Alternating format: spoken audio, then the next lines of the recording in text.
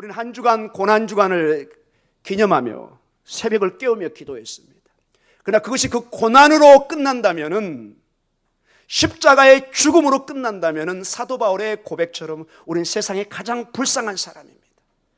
저 같은 직업은 세상에서 가장 형편없는 직업입니다.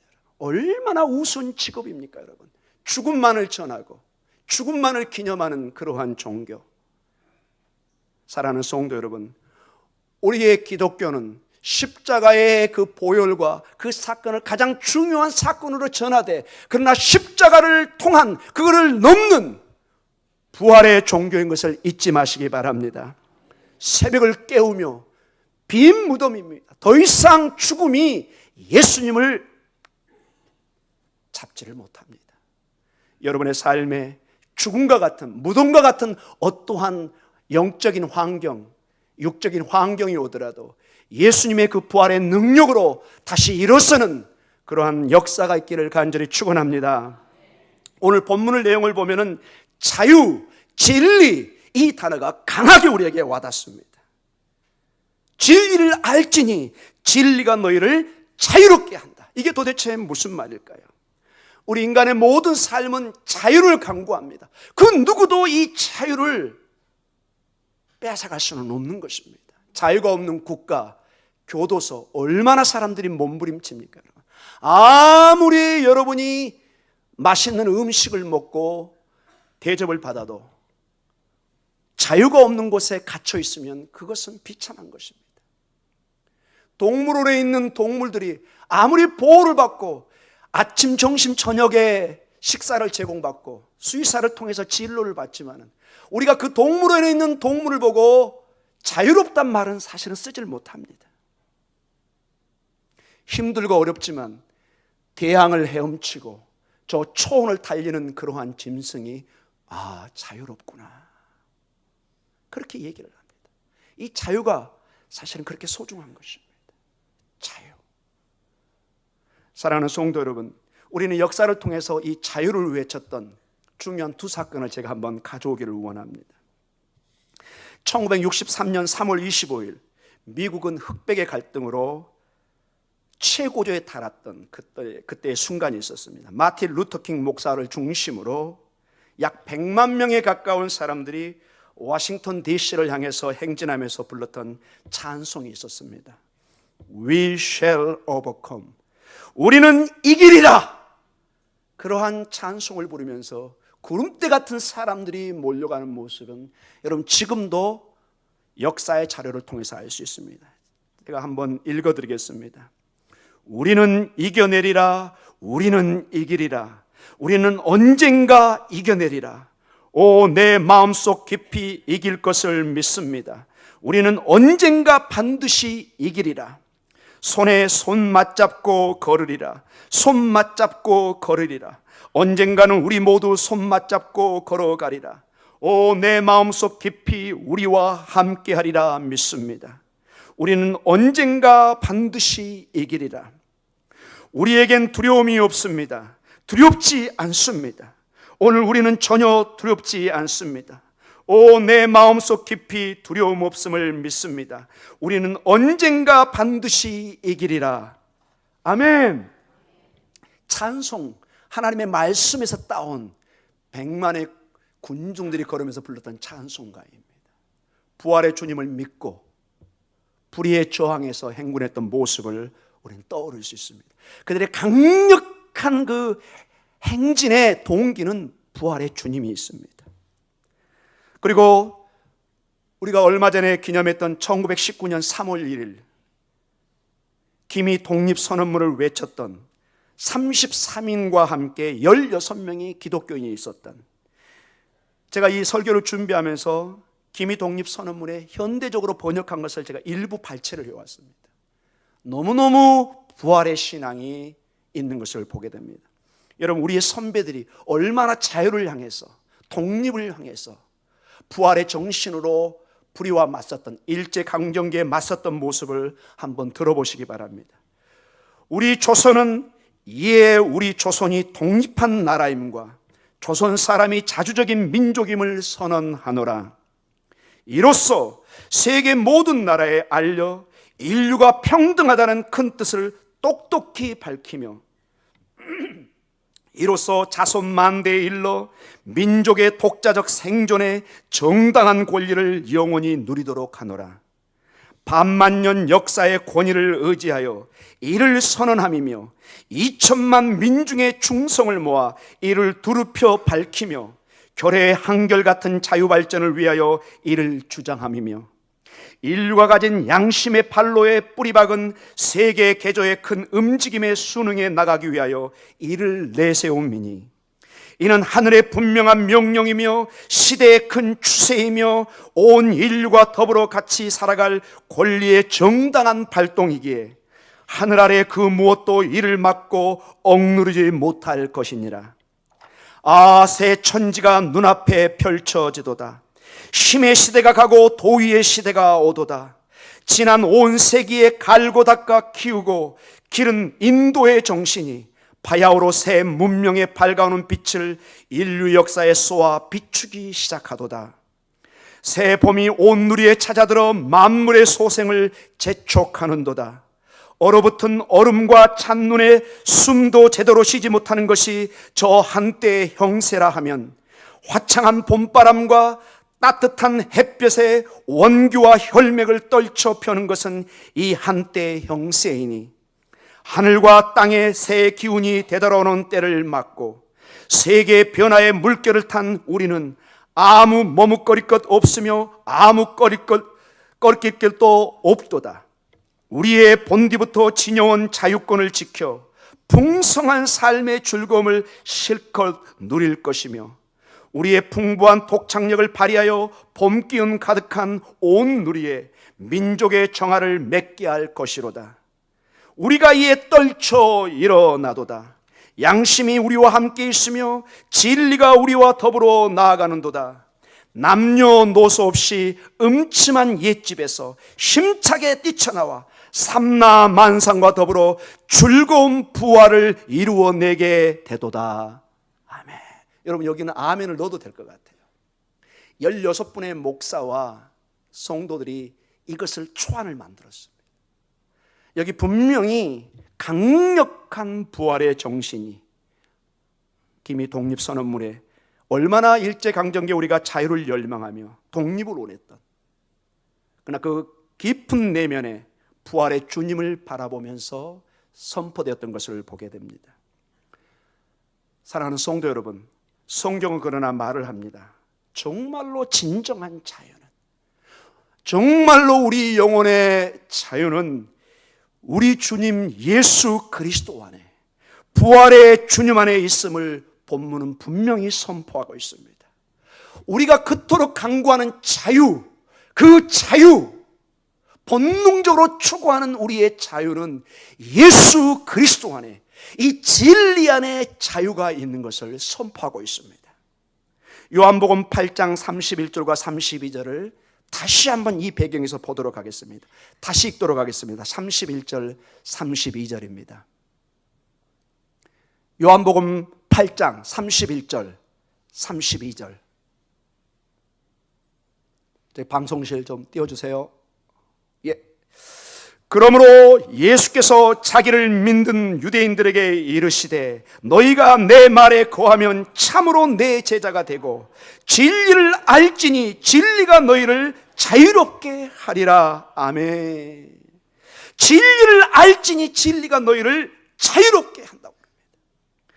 사랑하는 성도 여러분, 성경이 말하는 진리는 예수님이십니다. 명확하게 진리는 예수님이라고 선포하고 있습니다. 요한복음 14장 6절에는 이렇게 예수님이 진리인 것을 선포하고 있습니다. 같이 읽습니다. 예수께서 이르시되 내가 곧 길이요 진리요 생명이니 나로 말미암지 않고는 아버지께로 올 자가 없느니라. 아멘. 너희가 진리를 논하느냐? 너희가 진리를 논하느냐? 내가 바로 진리라고 말씀하고 있습니다. 나는 길이요 진리요 내가 생명이니 나로 말미암지 않고는 누구도 생명에 이르지 못하는, 진정한 자유에 이르지 못하는 것을 말씀하고 있는 것입니다. 이 예수님의 말씀에 거하고 이 예수님을 믿는 믿음 안에 있으면 이 진리가, 이 복음이, 이 기쁜 소식이 예수님께서 우리를 자유롭게 한다는 것이 이 본문의 말씀입니다. 아멘. 주님이 우리를 자유롭게 합니다. 사랑하는 성도 여러분, 그래서 이 자유와 진리는 항상 함께 가야 됩니다. 자유만을 외칠 때 잘못하면 공산주의, 혹독한 대가를 우리 역사 속에 보고 많은 것을 교훈을 얻고 있습니다.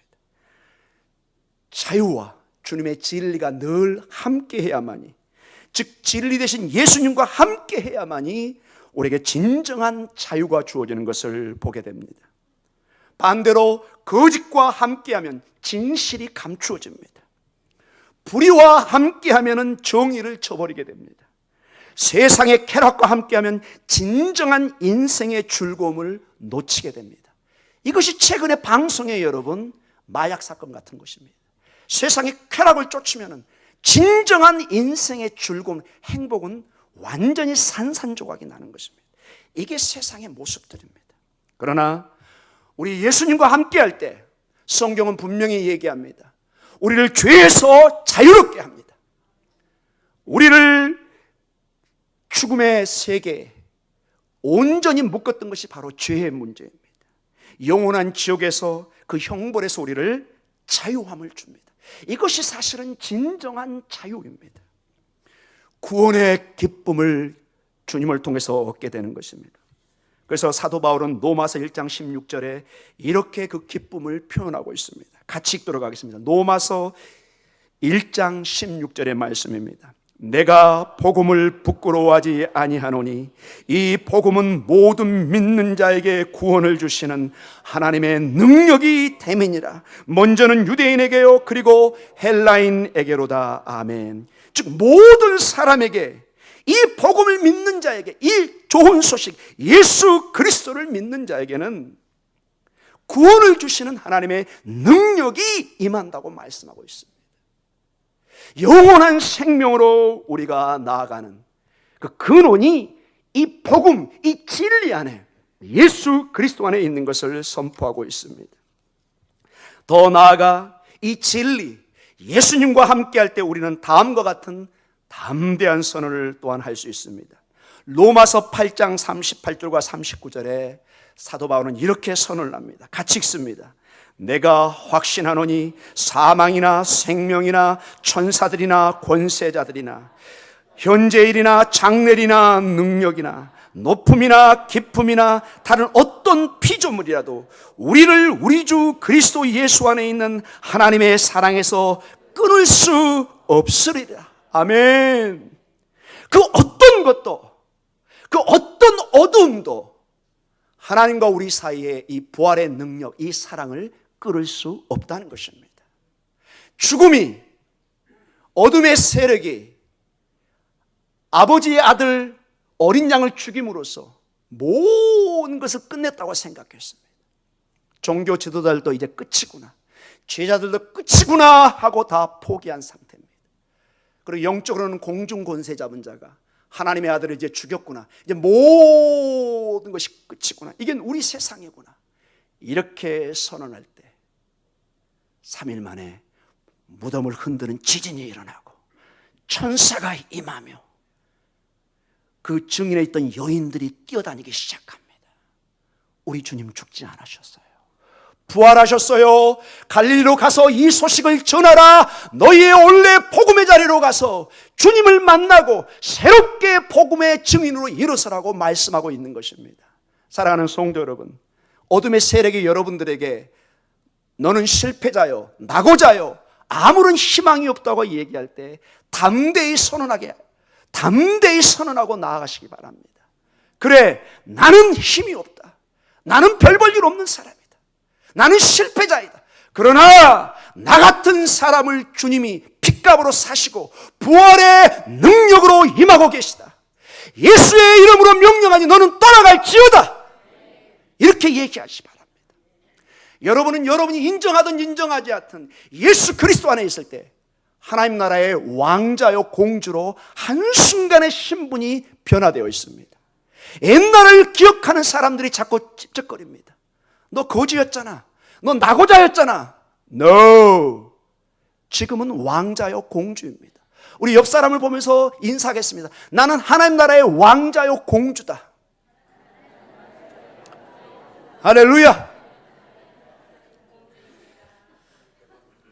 제가 어렸을 때 좀 죄송합니다. 나이가 어린 사람이 항상 이렇게 나이 먹은 얘기를 해서 좀 죄송하긴 하는데, 여러분 그 벤또 도시락 가지고 다닐 때 이 말씀을 준비하다 그 생각이 나더라고요. 어느 날 맛있는 반찬을 특별히 싸갈 때가 있어요. 특별히 뭐 계란말이 같은 거, 그 다음에 소세지 없는 거. 그걸 가져가면 벌써 냄새를 맡고 친구들이 달려오기 시작합니다. 와, 진하게 이제 맛있는 거 싸왔다. 호시탐탐 요리입니다.